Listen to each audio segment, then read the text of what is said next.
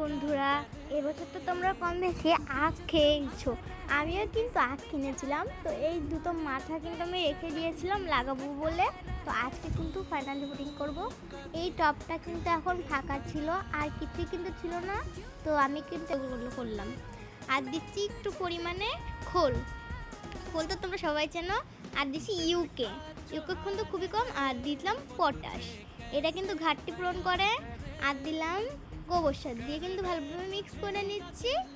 তারপরে দেখো এখানে তোমরা কিন্তু ফাঙ্গিসাইডও দিতে পারো, আমার কাছে ফাঙ্গিসাইড নেই বলেই কিন্তু এটা দিলাম।